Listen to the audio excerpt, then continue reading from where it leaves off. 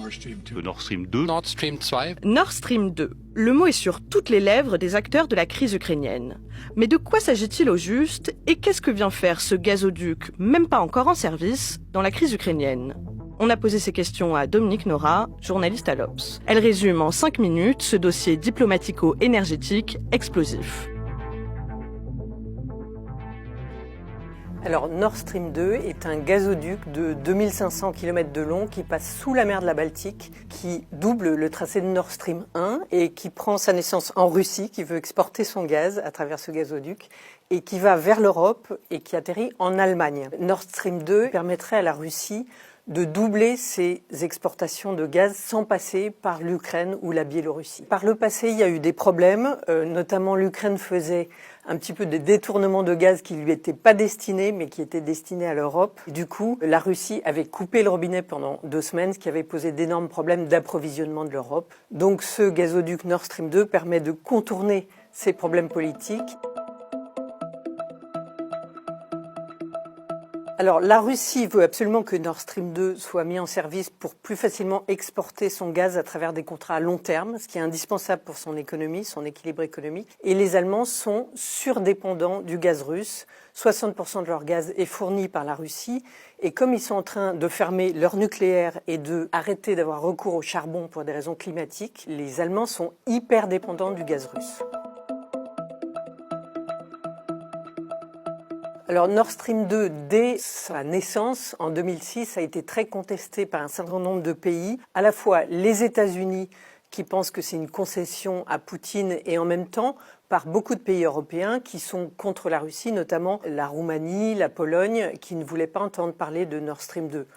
Évidemment, l'Ukraine est très contre ce gazoduc qui la priverait d'un moyen de levier politique envers le Kremlin et aussi de revenus de transit, près de 2 milliards de dollars, que Gazprom, l'opérateur russe, lui paye pour transiter par l'Ukraine et exporter son gaz. Au départ, l'idée d'utiliser Nord Stream 2 comme une sanction possible, c'est-à-dire de ne pas le mettre en service. Il faut savoir que Nord Stream 2, les travaux sont achevés, mais il n'a pas encore été mis en service. Donc les Américains et les Anglais ont commencé à dire on ne mettra pas en service Nord Stream 2 si la Russie devient plus agressive envers l'Ukraine.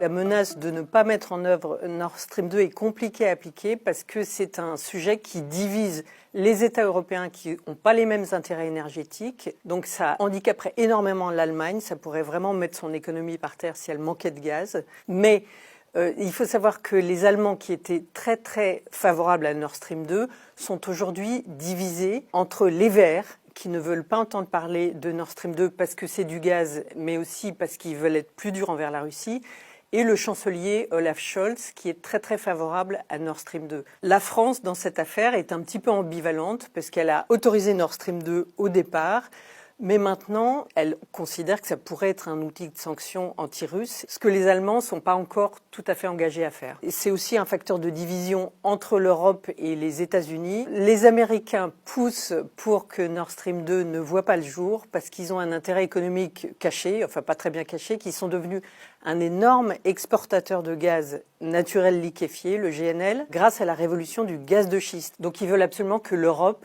leur achète davantage de GNL. Et donc si on a moins de gaz russe, on prendra plus de gaz américain. La menace de ne pas mettre en service Nord Stream 2 est une menace de sanctions sévères par rapport à la Russie. Mais pour l'Europe, ça pourrait revenir aussi à se tirer une balle dans le pied, puisque ça provoquerait une crise énergétique majeure en Allemagne. Donc, au fond, tout le monde espère ne pas avoir à se servir de cette sanction. Et le risque, c'est si on ne donne pas Nord Stream 2 à Poutine, c'est qu'il fasse de la rétention, comme il a fait à l'automne dernier, de son gaz sur le marché libre, qu'il fournisse davantage à l'Asie, par exemple, qui est très demandeuse, et moins à l'Europe. Et on a vu à quel point ça fait monter les prix. Et donc, ça nourrit l'inflation, y compris en France, où on est moins dépendant du gaz russe, mais nos prix de l'électricité sont calés en fait sur le marché libre où le prix du gaz explose et ça nourrit l'inflation. On a vu les problèmes que ça peut poser socialement en France.